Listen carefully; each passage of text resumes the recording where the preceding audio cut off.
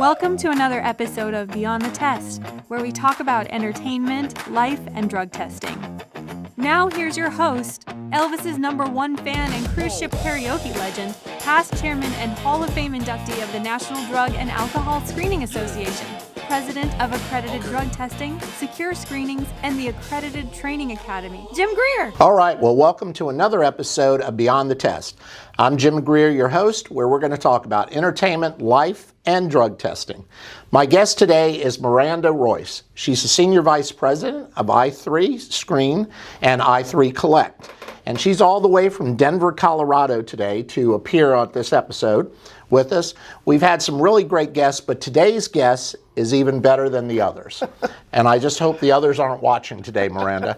But we're going to talk about entertainment, as I said, and we're going to talk about drug testing. But I'd like you, Miranda, if you tell me a little bit about i3 Screen and i3 Collect. Tell me how you got into the business, but let's talk about the company first for a little bit. Yeah, of course. So i3 Screen is specifically a TPA scheduling platform. We work with background screening companies and TPAs. The intent is that it's a full back office solution, is that you can place an order for a drug test, you can get multiple laboratory services done through the platform, and you have an MRO service as well, which it's not offered by many in that grouping. Offering the MRO service. Offering the MRO service, the lab pricing, and the collection site services and scheduling.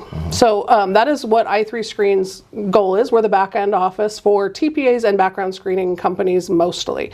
I think I mentioned this to you, is that i3 Screen is, we don't go after direct end employers. That's really not our business. That's our customers' business. We let the TPAs and the background screening companies go after direct end employers. So you really don't compete against correct. your own customers. That's correct. Because there are some platforms that do compete against their own customers. That is correct. And so we have 11 direct employers, and we've had them since 2010, 2011. We changed our model in 2014 and started working with background screening companies and TPAs directly. We also build all of our own technology, which is also unique. So i3 Screen, and when I'll talk about i3 Collect here in a second, it's all in-house and built by our development team, and mostly in Colorado, but we do have some off-sites, but they're all US-based developers. And how long has i3 Screen been in business? i3 Screen has been around since 2009. Our parent company has been around since 2007, i3 Logics, which is the development side of the house. i3 Screen has been around since 2009, and i3 Collect, which is the newer product, started 2024. So, yeah. And you know, Accredited Drug Testing, which I'm the president of, has been using i3 Screen since I think about 2014, 2013. And you know, the one thing that we like about it is it's all inclusive. It's got the lab fee, it's got the MRO fee. You get one fee, or one cost from your company, which makes it easy, because there are some platforms out there that send you the MRO bill, and then they send you the lab bill, and you've got to look at all the bills to determine what you're really paying. That's not the case with you. Correct. That's the point. You know, again, background screening companies and TPAs have far better business to be doing than sorting through invoices, and so our intent is that we are providing a one price for the service that is being performed, and you're only getting one bill. And you don't bill a customer for a test that's not completed? Correct. We bill off of the report date of the result. So whether that be an Occ Health service or a drug testing or alcohol service, they're all being billed at the time of receipt of result. Honestly. So who's the primary base of your clients? I mean, I know we're a TPA, but who else would be, you say background check companies? We have some of the largest background screening platforms using us as their back end solution for drug testing. You know, background screening companies specifically, they're focused on background screening, which is its own industry in itself. So, you know, being specialized in both background screening and drug testing is unique for a background screen. So we play that back end office and also that expertise in regards to to DOT regulations or non-DOT drug testing and alcohol testing, so we play that role for them. And with i3 Screen, what type of panels, what type of tests? Can you get anything through? I mean, if you have a TPA or a drug testing provider that wants to set up unique panels beyond just the 5 and 10 panel, can that be done? That can be done. I always ask the question of what's the need behind that.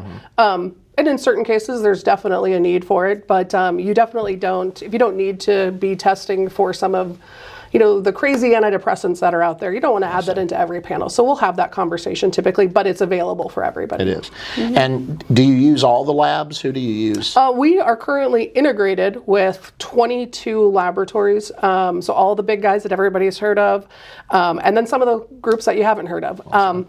Outside of that, we do have relationships with some smaller labs that we don't have integrations with, and that's always an active project for us. I see. All right, well, that's i3 Screen. Yes. And then I think you've launched something in the last year that is really taking the industry by storm. It's a well-needed. Yes. So I'm going to let you, and that is called i3 Collect. That is called i3 Collect. And i3 Collect is the brainchild out of frustrations from the i3 Screen side of the house. For many years, there's been a group or groups of groups that have kind of controlled the collection site network and the collection site software in the industry. And we don't have control over that, meeting i3 Screen. So we don't control pricing, we don't control quality of collections. And that's a big problem when a real big problem. when we're reporting to our results back to accredited drug testing and the others, is making sure that we're putting out a quality product. So we launched i3 Collect in 2024, and it is a full collection solution to put in a collection site to perform paperless, not just electronic, but paperless collections for non-DOT drug and alcohol collections and OC Health services. And has that been launched? Where are you in that process? Yeah, so we have collection sites live right now that are doing performing collections for us today. We just last week received our NLCP certification for our ISP, which is an individual software provider that allows us to integrate with a laboratory to perform paperless collections. So that was a 8-month process that we went through to get through that, to make sure that our security was up to snuff and that we were doing DOT collections according to the rules. So we made it through that process, and now we've already submitted at this point with a laboratory to do our laboratory inspection. I see. So that piece is very much at the cusp of going live, that DOT full circle. So these are collection sites that want to be part of the i3 Collect network. Yes. So you're developing, just so I understand, you're developing a network of collection sites nationwide, separate from the software that i3 Screen has. Yes. You're actually developing a network that people can look for and find when they need to schedule a test, whether it's a TPA or someone else. This network is, because there are networks out there, we won't mention any names, but there are networks out there that do things like double bill, that you don't get good results back, and you've seen a need. That's correct. Which I've talked to you about for years. You've seen a need and to create this network of collection sites nationwide. And what do you think will be the most significant difference in i3 Collect's network than some of the other networks that exist out there? So I think one of the biggest things that I like to explain to everybody is I think the biggest benefit is going to be actually for the collection site itself. So independent collection sites have dealt with double billing, not being paid for years. And with the i3 Screen or the i3 Collect product, they get paid in 14 days from the collection. From the time the location does the collection, correct, they're going to get paid within 14 days? That is correct. Paid within 14 days. There is no need for them to invoice us for their services. They can, of course, if they choose to, but most likely they'll have been paid by the time they produce that invoice. So that piece is huge for the collection site. they're getting, they get to use the electronic software. And again, it's paperless. So the fact that they're not buying ink, toner, paper, all of that stuff is an immediate pay increase for them. I feel like our rates for the clinic to perform the collection site, they're probably getting paid a little bit more with i3 Collect than other groups. So that's kind of the immediate benefit that I see for collection sites. I think that for the i3 Screen customers that use that place orders through i3 Screen to i3 Collect, I think there's a benefit for them knowing that i3 controls the whole process. So in the end, it's a big thing of nobody to blame but i3 at that point. But you know, that's really the big thing is that you have control over the collection, you have control over the ordering process, and so hopefully everything will move very smoothly. Well, I think one of the best benefits is they're going to get paid within 14 days. A lot of the networks or collection site networks are out there. You hear all the time the complaints that they don't get paid. That, you know, I know people that have literally had to go through hoops to get paid by other networks.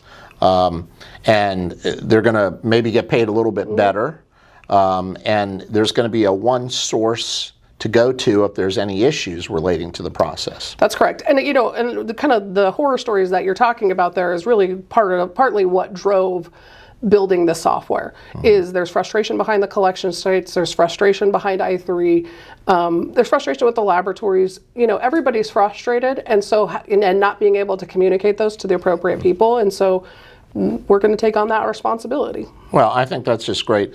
And the industry, the drug testing industry nationwide is going to benefit from this. Yes. Because any conference you go to, anybody you talk to on a regular basis tells you there needs to be another network out there. So I'm so glad that you're taking this initiative, and I know you've dedicated your life to it over the last 8 or 9 months, because it is your baby in a lot of ways. It is my baby. And so we're very happy to hear that. And as you launch it, are you doing it nationwide or are you doing it in geographical areas? Yeah, so we are breaking out onboarding our collection sites based off of geographical areas. Starting first will be the Northeast of the United States, and that starts launching May 4th. May 4th? Yes. Wow. So, and do you think, will mobile collectors ever be able to participate in the network? Yeah, and so mobile collectors were definitely on our mind when we built this as well. I think the challenge for mobile collectors today is nobody wants to carry a Bluetooth printer. Nobody wants to carry, you know, paper. It's cumbersome for them. And so with our platform, what they're carrying is a sticker for the label, for the cup. And that will be available to mobile collectors July 2026. Wow, that's going to be great. Yes. So mobile collectors, brick and mortar buildings, anybody who has a collection site anywhere in the country, or as you heard, mobile collectors eventually in the latter part of this year, you should definitely contact Miranda and tell her that you want to be part of the network. And for all those people that have been complaining for years out there of not getting paid well for doing a collection, Miranda's the person you should speak to get into this network. Or you can contact me at Accredited Drug Testing, and we can certainly put you in contact. Yeah. But I'm so glad that you've done this. Thank you. Because this is definitely needed. And you just got the certification last week? We did get the certification last week, and it's been a challenging process for What sure. is that process a little bit? Yeah. What do you have to do? You mentioned security. Yeah, so there, I think one of the big things that I'll mention is, yes, security definitely ties into both of our products, the i3 Screen product and the i3 Collect product. So one of the things that we've prided ourselves on the Screen side, and then also prided ourselves now on the Collect side, is that we maintain a SOC 2 Type 2 certification, which we actively are being audited by groups. Actually, right now, our audit period started, I think, April 1st, to ensure that we have the highest security that we can at this point. We do obviously have sensitive data, right? Social security numbers, things of that nature, and I think it's been an area in our industry that's kind of been overlooked for several years. We've touted it for a very long time, and because we've had our SOC 2 Type 2 now for five years, I believe is what it was, and before that we had SOC 2 Type 1. It's a very expensive process. It's a very labor-intensive process not for me, for our security team. Right. And so, you know, it's one of those things that not everybody has, but it's definitely a question we should be asking our providers. What does your security look like? And if they don't have an answer for you, that should be a red flag. If they have an answer, great. But definitely you need to investigate those because it is a big deal. So back to the original question of, what does that process look like? From our standpoint, first of all, is building the software. Building the software to the best of our knowledge. We have a team that has worked very well. A lot of them were pulled from the Screen product. I worked with Simon Foote, who is our VP of product on the Screen side. Him and I have worked together for 20 plus years. And, we kind of started out with the bones of the platform and bringing in different folks and a development team. So built the product. We then had to compile all of our documentation of what the DOT workflow looked like. We did bring in consultants. We brought in Patrice Kelly to review our platform before we submitted to NLCP, because it is super important that we get those industry leaders to sign off and say, hey, this looks great, or did you think about this or this? And again, we were putting out a product that hasn't been seen before. There is no paperless DOT. There wasn't at the time. There was no paperless DOT product out there. So we submit that documentation. I will say our documentation was 300 plus pages of information. And then it's waiting. It's a lot of waiting. Well, you're dealing with the government, right? That's true. So there was a lot of waiting that happened. I do appreciate that it's done now, so don't get anything misconstrued, but it was a long process. Then they come back and they say, here's the things that we need answers on. We gave those. We came back originally. I think they had 3 things that they wanted answers behind. One, we did a small development tweak in that same day. That was the easy part. Yeah, that was the easy part. And then the other ones, we walked through it with them on a phone call, and then we waited. And then we had to do a very intense, and when I say we, I mean our security team, Prashant, met with the NLCP IT auditor and went through a very lengthy conversation. And did they actually come to your facility? We did it remote. Did you? When we do the laboratory inspection, it will be on site. I see. The IT inspection was remote, but we had to walk through quite a bit of documentation and essentially prove what we had documented at that point from a security standpoint. And you said the laboratory inspection. Have you tied in with one particular laboratory? We have tied in with a laboratory. The intent is that this is lab agnostic, just like the i3 Screen platform. We want to share this with as many labs as possible. Okay. We do obviously have to submit with a SAMHSA certified laboratory, so we have that laboratory that we've already submitted to NLCP to get that on-site inspection. But you're going to use all types of labs? Oh yeah, 100%. Yeah. Everybody can play in the playground. Correct. Yes. Good. And that's just for the DOT side. For all of the non-DOT sides, obviously they don't have to be a SAMHSA certified laboratory to be able to use the platform.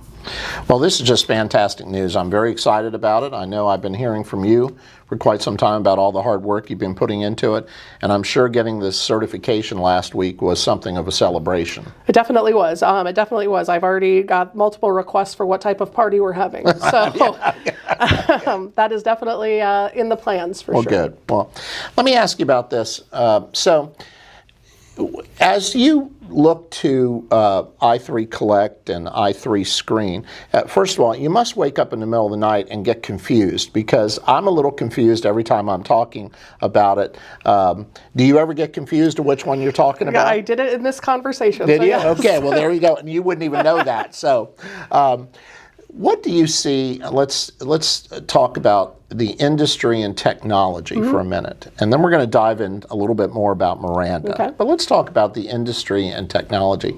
What do you see? I guess what have you seen in the last 5 years that's been the biggest change in our industry as it relates to technology, if you can think about that one? And what do you think is coming in the next 5 years? So let's look to the past. What changed the most in the past? I mean, I think the immediate change was moving from paper to electronic. A hard copy Yes, a of hard the CCF. copy to a electronic CCF. I think that was the biggest component, which I also like to always point out is still not fully embraced. The amount of paper chain of custodies that are still being used blows my mind. By collection sites? Yes, by collection or employers. I don't ever like to put it all on collection sites, but definitely all groups are guilty of this, of continuing to use paper. And I get that there's unique situations. And again, also was a driving point for i3 Collect is part of the reason that people were using paper when there's an electronic solution available is there's an upfront cost for a collection site. You have bulky equipment, you have to do paper, you have to sign agreements, and not everybody wants to do that. So starting to eliminate those problems, I think, ties into what I see in the next 5 years or currently happening. Is one, we've put out a product that is a paperless product, fully paperless, and hopefully that just continues to grow into other items. So whether that's OC Health services, it's obviously covering all the drug and alcohol services, things of that nature. So, well, it's funny you talk. I had something today. I got Aiden, my son, a new car. And in the old days, when you went into the manager's office, you had to sign all these papers by hand, and now it all comes out on a tablet. You sign everything on a tablet, and when you leave, you used to get a file folder of all your paperwork. Now you get a drive that he hands you all the documents from the new car. So, technology is the future. Right. I hear it from my VP, John Burgos, every day that we need to be doing this, and this as it relates to technology. So you're thinking that in the future, the next 5 years, a lot of other types of testing or services will go paperless too. I think that's a big piece of it. I think the AI component plays into what we're doing right now. i3 embraces AI to a certain point. There are things that make me a little bit weary. It's not a tested solution fully. It's great. It's skyrocketing. Anything that moves that fast, you always find out about the niches later. And so it is one of those things of, I don't necessarily want to invest everything into AI, but it is something that is definitely on the forefront of our thoughts. And we're actively using parts of AI today. So it is, I think that's going to be a big component in maybe the speed of getting things out. So let's talk. Well, let me ask you this. How long have you been with i3 Screen? I've been with i3 Screen since 2010, so 16 years. And how did you find i3, or how did they find you, and what was your background a little bit? Yeah, so my career in drug testing actually started prior to i3 Screen. I worked for First Advantage in 2004 is when I started at First Advantage. And First Advantage and i3 Screen in 2009 essentially had made an agreement to move the i3 or the First Advantage MRO team to i3 Screen, and i3 Screen would own that MRO team, and we would sell that service to First Advantage. So that happened. Myself and a great group of MROs, which I have now worked with for 20 plus years at this point, went from First Advantage to i3 Screen. Oh, really? Wow. Yeah. So, and I would say, again, some of those same doctors I still work with today, 4 of them specifically. So, from all the way back then? Yeah, from all the way back then. We have some very loyal MROs, and they're great people, and they're, I think, the best in the industry. So I have been with them forever. And then before that, I was in college. I see. So you went there and then eventually moved up in the ranks, as they say, and now you're the senior vice president. Yeah, so it was an interesting story of, and I use this story very frequently when I talk to employees. I started out in the data entry department at First Advantage. And at the time, I didn't necessarily need a job at that time. I had a baby at home. I had 2 babies at home. But I am somebody that needs to constantly have a project or a thought going. And I love my children, but it's trying on the brain sometimes. I understand. So I was like, okay, I'm going to go do this. I never, ever thought in my life that I was going to continue with that for 20 plus years. I thought it would be great to do it for a year or 2, and then when I get bored, I'd just go back and hang out with the kids. And so, yeah, I continued to grow up in i3 Screen. One of the big things that I think helped me is, and me and Simon Foote, our VP of product, joked about this forever, is that we were always finding new ways to do things. Is the reason we do that is because we're lazy people, and we want to figure out the fastest way to do this and the most efficient. And kind of to take you back when we were at First Advantage, everybody had a computer with a monitor. And I was like, well, I could do more work if I had 2 monitors. Give me 2 monitors. And then that started that process. And so it's always been kind of that, like, what's next mentality. Well, that's innovative. It's not lazy. It's innovative, you know. Yes. So when did you become the senior vice president? Senior vice president, vice president I became in 2018, 2021 Senior Vice President of I3 Screen, and later obviously I3 Collect. And who do you report to? I report to Steve Olson, who's the president of I3 Logics, who is our parent company. So de facto, he's president of I3 Screen and I3 Collect as well. He's a great guy. I've met he's him great. several times. There's very few people that are taller than me in this world, so Is there? he's one of Okay, them. Yes. He's one of them. So let me ask you about this. So before we dive a little bit more into Miranda, and there's some cows in this discussion that are coming shortly, but I do want to ask you, what do you see as it relates to two things? The rescheduling of marijuana. What do you think that's going to do to the industry as a whole? And then I also want to ask you just for a minute about DOT oral fluid testing that seems to be coming. It looks like the FDA is going to approve what they need to do. DOT is going to move forward with what they need to do so we can have oral fluid testing as a DOT test. But first of all, you know, President Trump in December signed an executive order directing the DEA to reschedule marijuana from a 1 to a 3 schedule. What are your thoughts on that, just generally? I mean, do you think it's going to have a real adverse effect on the drug testing industry? What do you think is going to happen? Yeah, I think that it's going to have an extreme effect on the drug testing industry, and you know, pulling it if it gets pulled from or goes through Schedule 3. Obviously gets pulled from the DOT panel. And that's a public safety issue unless there's a carve-out, which I think the carve-out is extremely important, and I don't see us moving forward without a carve-out. And the carve-out, just to, we've been working, myself and other leaders of the industry have been working to get Congress to put in, when you hear the carve-out, put in some legislation in there that continues to authorize DOT to test for marijuana. We're calling it the safety carve-out. So that's... Yeah, and so I think that the marijuana rescheduling without the safety carve-out is crazy. It's a mess. It's a mess. With the carve-out, I think it's less impactful on the DOT side of the house, but where I do see it becoming impactful is on the non-DOT side of the house. For several... You know, for as long as I've been in drug testing, I've always heard DOT is the gold standard, right? No pun intended. I always like to add to gold standard. But how this represents to the non-DOT world is, I think, more impactful than it would with the DOT and a safety carve-out. Is it essentially says that, hey, it just throws everything up in the air, and you know, what are we doing with our non-DOT employees? Is it now okay for everybody, or for us to pull marijuana from the panel? And because if the government says it's okay, it must be okay. Correct. It's still a safety issue. You know, I drove my car here to have this podcast today, and I have does my employer need to stop testing for marijuana? You know, not everything is a DOT safety sensitive role, and so pulling that, I think, affects the non-DOT world just as much, if not more, than the DOT world. Because right now, there's still some employers in some states that have taken marijuana out of their panel. Right. And I think part of that has to do with, you know, there's just so many laws that are counterintuitive to safety, employee safety, other employee safety, public health, that, you know, it just gets messy and you end up in lawsuits, and it's sometimes easier for them to pull marijuana from the panel and just say, okay, we don't test. Right. It's a hassle. And they worry about liability, too. Correct, yeah. They worry about liability. Well, I think we all know, even though there's some people out there that probably disagree, we all know that smoking marijuana impairs you. I got back from the UN, and I had an opportunity to meet some other countries that disagree with that strongly. They're pro-marijuana.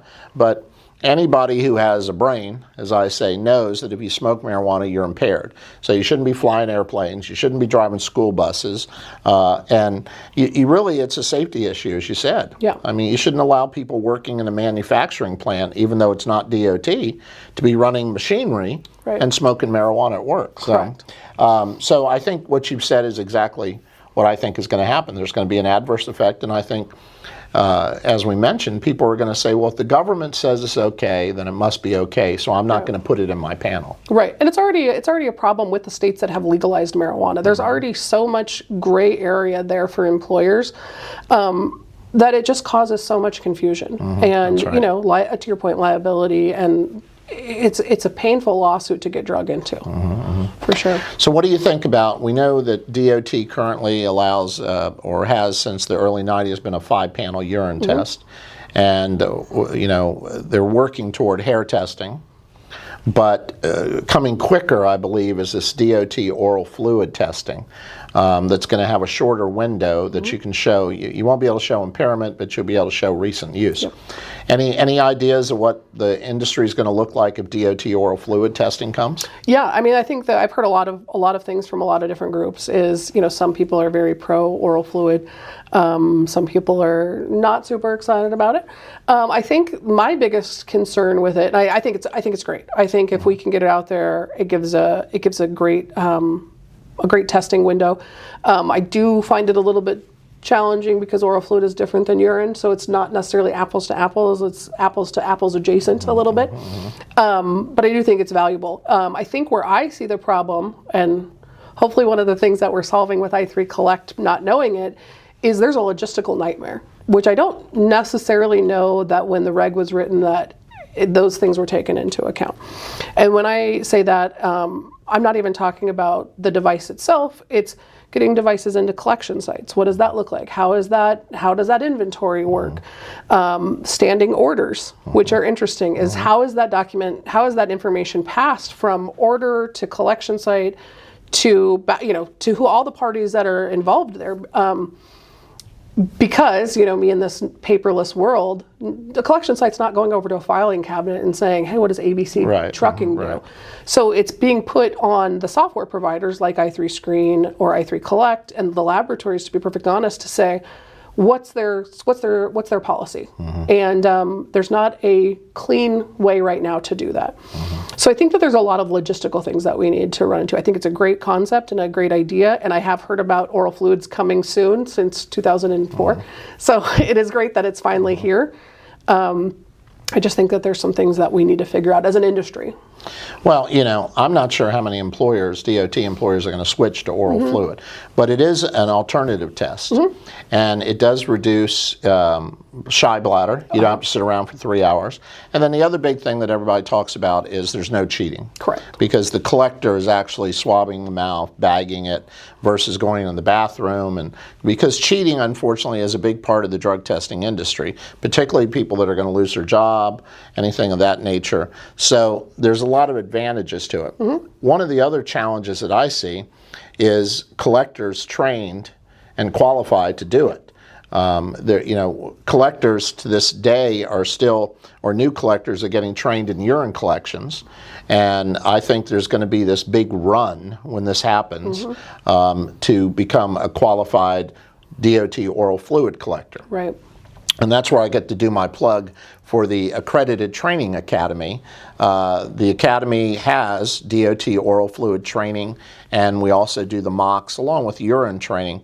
But beside that, I do think there's going to be a real need to get these collectors trained because, and the other thing is many of them don't do, unfortunately, urine collections correctly. So who knows what's going to happen when it comes around with the oral fluid. Right, and I think I'm going to do my shameless plug right now too, is that one thing that I would say is on top of great training, because I know that the Accredited Training Academy offers that, is having a software that prevents errors. And one of the biggest frustrations that we also had when we built i3 Collect was the fact that we were still getting errors that we shouldn't have on electronic forms that we shouldn't have seen in an electronic world, like no collector printed name or signature. Like that doesn't make sense in an electronic world to me.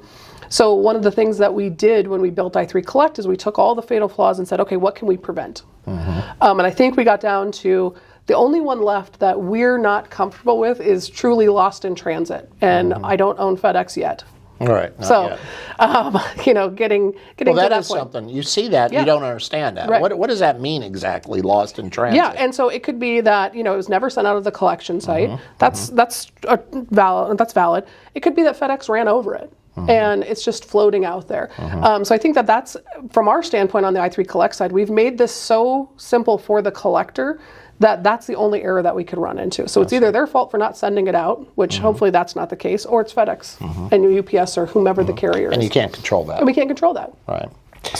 So we've covered the marijuana Schedule 3, what we think might happen. We talked about DOT oral fluid. So now let's talk about you. So, how many kids do you have? I have 2 children and 2 bonus children. 2 bonus children? Yes. Okay. And you're married to Clay? I am. He's a former police officer. He is, yes. And I've had the opportunity to spend a lot of time with him, and he's a great guy. I love being around him. We text each other all the time about things that are going on in the world, the political world, Yes. usually. But in the last year and a half, you guys did a right, left turn, U-turn. I'm not sure what it is, but you went out and bought a farm, didn't you? We did.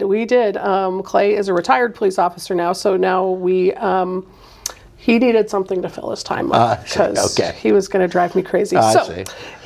He went through the whole woodworking phase. He did all the things that guys do when they're ice carving too, like you see on the cruise ships. So he went through all of that, which did great woodwork, but eventually faded. And so the next thing is that you get a farm.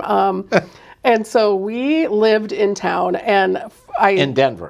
We actually lived in Firestone, which is north of Denver. Okay. But it was about an hour commute for me every day into the office, in traffic. And I think that's the pain point, is the in traffic thing. So we just decided, hey, what we need to do is we need to buy a farm. My sister lived out of town, and we said, hey, we should go 25 miles farther.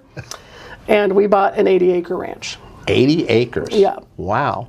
And Clay, if you're listening and you're wondering why it's so expensive, if you'd kept going with the wood carvings, this wouldn't be a problem, right? True, You'd be true. sitting home right now with your whittle, and that doesn't cost much. So you bought an 80-acre farm. We did. And you started putting animals on it. We did. I was under the assumption that it was going to be, hey, we get this farm, and then we get into it a little bit, and we build some things, and then eventually we buy a cow. Buy one cow. Yeah. And keep in mind, we came in with 4 dogs, and so we already had animals. That was my husband had a completely different idea and was at the auction, I think, the first Monday after we moved in. And with his paddle? Yes. Buying cows that he knows nothing about, Yes, right? yes. Nothing about.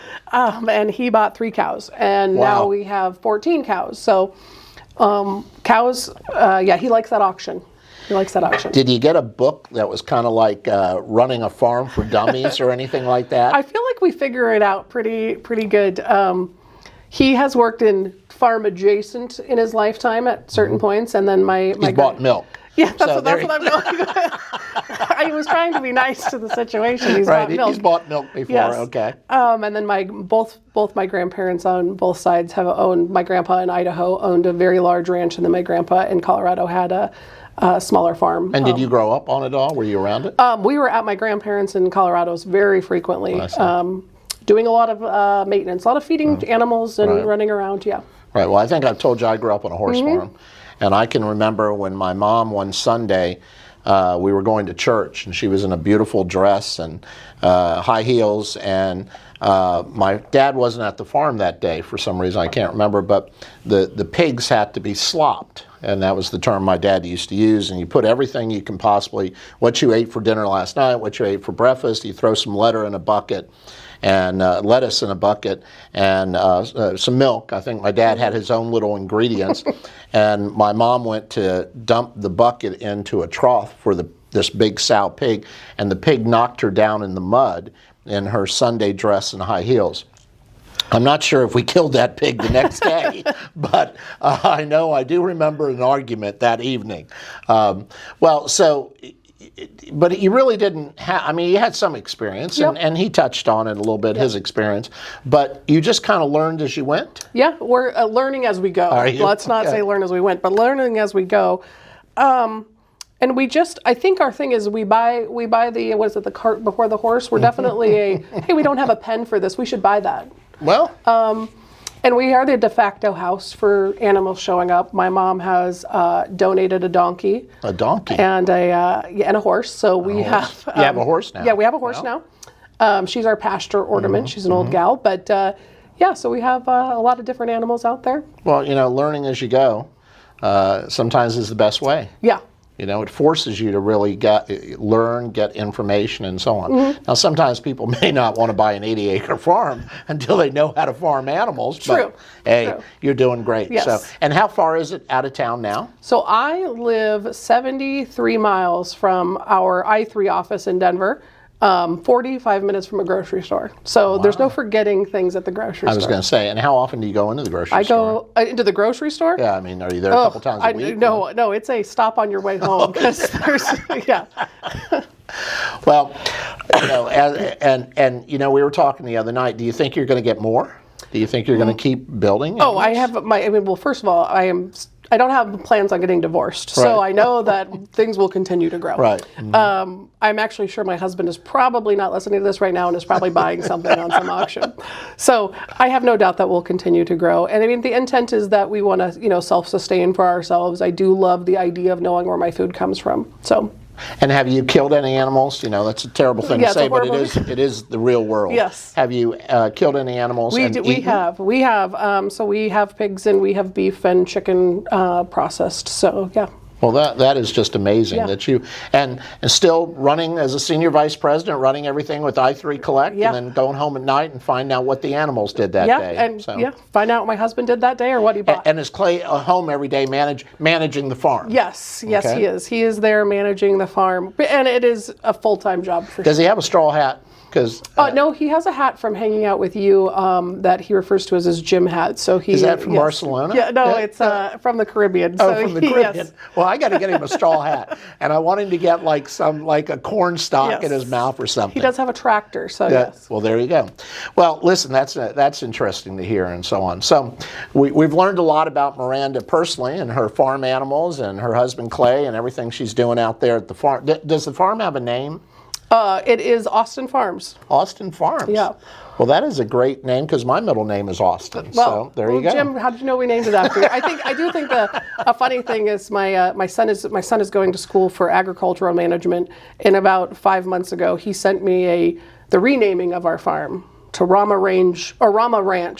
Goats and Creamery, because that's the business he started, but used our address. So, I see. Definitely, he wants to get into that business. So he's as well. looking into that in the future. Yeah, he sent me a 6-page business plan, and so he. Well, you can make him the foreman of the ranch someday. Yeah, I need him to be the worker for quite a bit more. But got you. Well, this has been a great interview today. We talked a little bit about life. We found out a lot about Miranda and her farm and her cattle and so on. But we also talked about serious things like the rescheduling of marijuana and DOT oral fluid. Found out a lot about I3 Screen and I3 Collect. And I will tell you, if you have a collection site anywhere in the nation, or if you're a mobile collector, you really need to sign on and become part of the I3 Collect network.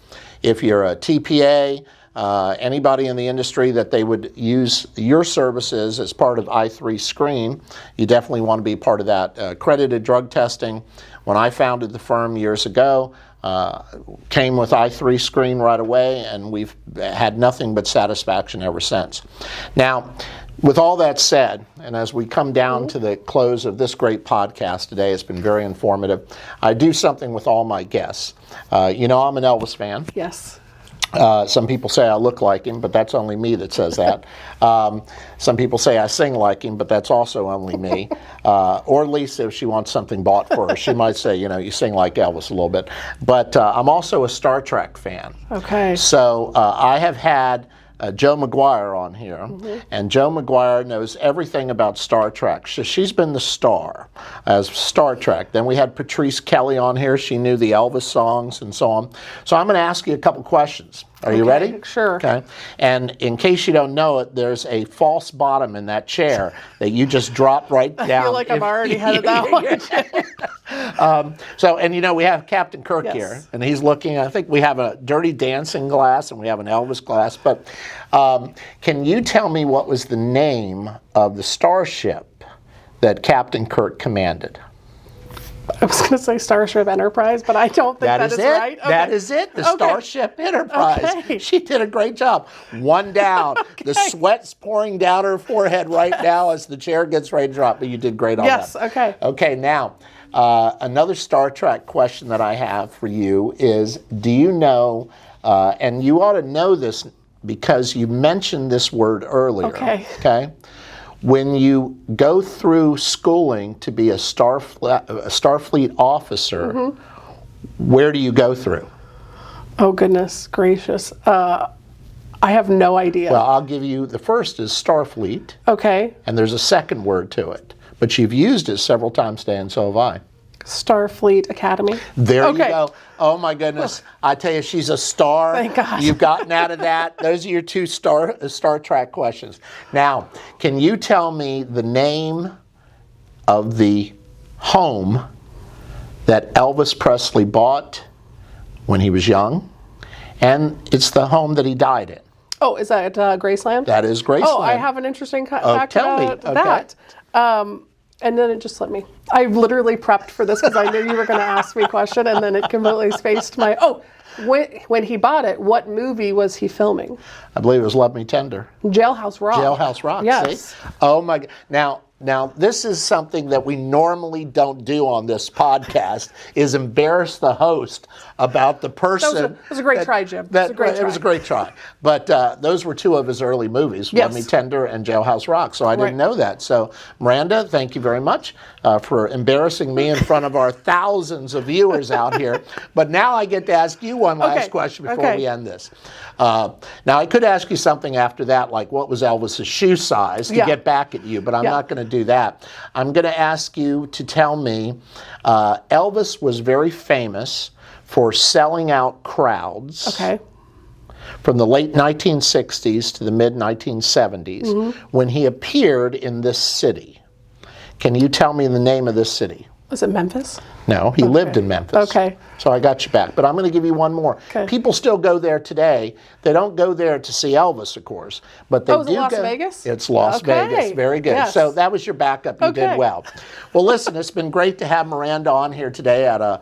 We've talked a lot of good things and get to know her a little bit and find out about i3 Screen and i3 Collect, and also talk about what she does personally at home, and that's raise farm animals, I think. It. So want to thank all of you for watching another episode of Beyond the Test.